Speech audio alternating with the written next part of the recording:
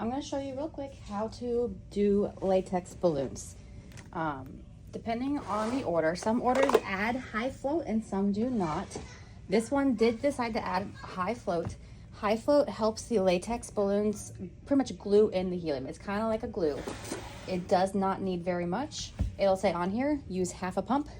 Please only use half a pump. It's even got a restrictor on here. If there's too much in there, it's too heavy, it will not float. So take the cap off.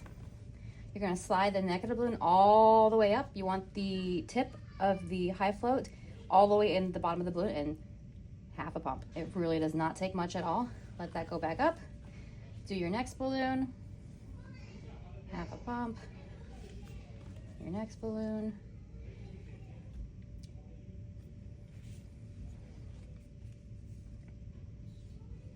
Half a pump. And it is very sticky. Try not to make a mess with it because it can get pretty gross. All right, and then put the cap back on when you're done. And then you're gonna take each balloon and you're gonna squish, you want the high float to coat all of the insides. You can kind of feel it inside. You don't want it up in the neck, so try to hold off on the neck and smush it around inside. Do that for each of the balloons. It does not take super long, but high float, so a typical latex balloon will only float for about 12 hours. If it's a good balloon, some last only 4 to 6.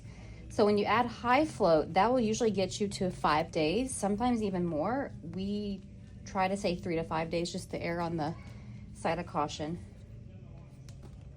All right, so these balloons are filled with high float. All right, and then you go over to your helium regulator. This is called a regulator. This one is for doing foil. This one up here is good for doing latex. There are a few other snap-on tools you can use, but I'm going to show you how to on this one today. It works just the same as the one up front with the black tip. You're going to open your tank.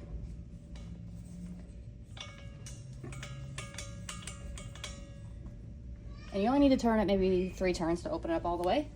And you're going to pop it on. And you're going to inflate. Normally, I would inflate much bigger than this. However, the person who ordered these has told me they are going outside and tomorrow's going to be hot and gas in the heat expands. In the high float, because it's a glue, it does restrict how much it can expand. So a double issue there. So I'm going to underinflate these. Usually you're going to get almost to the egg shape, but I'm not going to do that today. So you're going to tie it, and before you pull it all the way off, that is when I stick the ribbon in it. And I try to match the ribbon to the color. I don't have a good match to this one though, unfortunately. So we're going to do pale blue, I think would look the best. And so before you let go of the balloon, you're going to slip the ribbon inside and hold onto the ribbon while you get the balloon off your fingers. And then you're going to do a double knot before you let go. And then you're going to take some scissors and curl the underside of the ribbon as well. If you try to curl on the wrong side, you won't be able to. So if it's not curling for some reason, it's probably because you curled the underside. And see, it floats. If you put too much high float in, it's not going to float. So hopefully, I've not ever done high float outside. I've already warned the person picking these up that they may not work. She's planning to store them in her basement until it is the absolute last minute in the heat, and she's willing to be our experiment. She's a local party planner, so we have a little bit of leeway with her. So again, I'm going to underinflate. Normally I would take these balloons as big as they can go, but not if they're going outside. So same color on the same blue. Same exact thing. We expect all employees to be able to blow up balloons. When somebody stops by, people will walk in sometimes and just want you to inflate balloons. Sometimes they'll bring you balloons off, like they have ordered off Amazon. Yes, we do inflate those, but we do not guarantee them. So, especially if they're questionable, some balloons on Amazon are sold as helium and they're not. So we will usually do one, charge them for that one and see how it goes. Because if that first one is not going to inflate properly, then none of them are. And we stop right there. We don't want to waste anyone's money or time. So All right, next, we don't have a good off-white, so I'm actually gonna use gray. I think it's gonna complement this one better. It's kind of dealer's choice, so it's up to you. All right, I'm gonna skip ahead to a done bouquet and show you what's next. Here's an example of a balloon that has too much high float. Yes, it is floating, but no one's gonna want that. So I'm gonna redo this one. It's also something that sometimes you can fix it with a shorter string, because any kind of weight does weigh these down.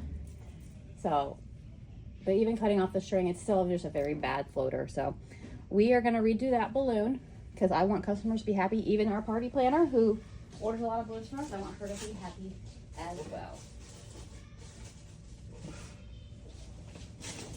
And with some balloons, like this is a lace balloon, it's got like a matte coating on the outside, which makes it less flexible. So we want to be even more careful with those. They tend to be a little bit heavier.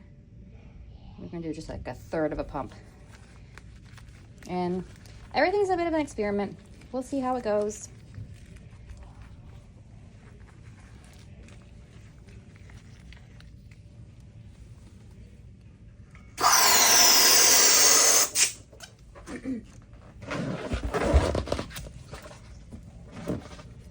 Again, we did not have a good color to match lace, so we tried to just choose something in the family. She's going for all muted tones, so I think the silvery gray is going to look the best to go with the lace. It's not perfect.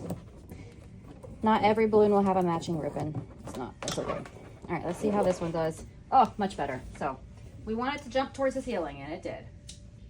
All right, the last two, I don't anticipate having any issues because it's a different brand. I just know how they float, so.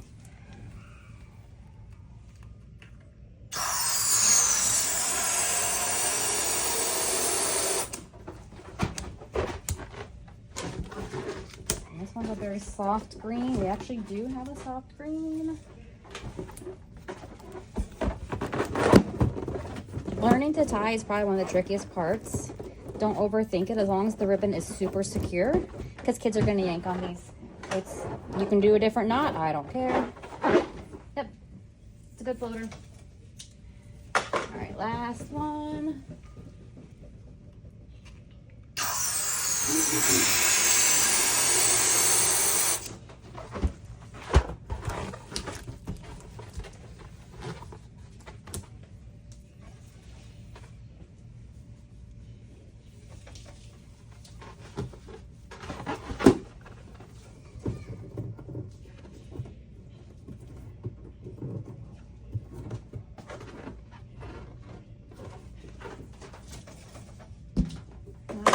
We have all 6 balloons. Our latex bouquets are a standard 6 balloon.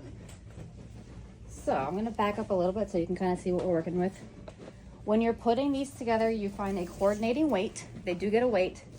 I'm thinking for this one, it's a tricky one. We don't have a lot of muted colors. I'm thinking the light blue will go the best, and she will let me know if that doesn't work. So you're gonna flip them all through the little loop here. Want them to all go through at the same time. It's just easier. I might have to redo that one lace. We'll see.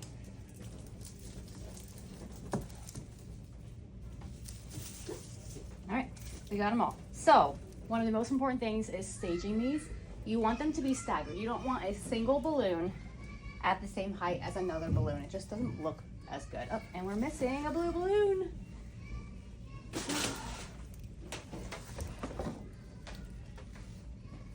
we'll switch that. Get that guy in there.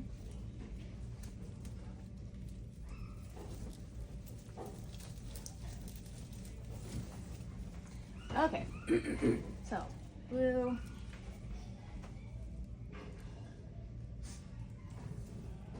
All right, everything's at slightly different heights. I like it. Again, we might need to switch out that lace, that off-white one. She's gonna let me know in the morning how it did. Typically, I would not send home an experiment, but she was okay with this. So we will fix it in the morning if it's an issue, but her schedule was very tight, so she didn't have a whole lot of time to let's try and figure things out. So you're gonna put a little clip at the top so they don't get all tangled up, and then you're gonna cut the ribbon to the same size, to the same length, and then again, you're gonna curl. You're gonna get very good at curling ribbon. Find the underside, and you don't have to have the scissors open, just something sharp, just a hard, blunt blade. Find the underside. After a while, you can do it in your sleep. Okay. And that is a latex bouquet. The most important thing, the absolute most important thing, above customer satisfaction and everything, is to shut this valve. You're going to turn it clockwise. These, it's not uncommon to have a leaky O-ring inside, and so they'll leak helium throughout the night. Not only can that make somebody sick if they're in the room, but these tanks cost me $500 a piece. So if I lose $500 of helium in one night, I will be extremely upset. So please, please, please close the valve on the tanks. That's it. There's our bouquet.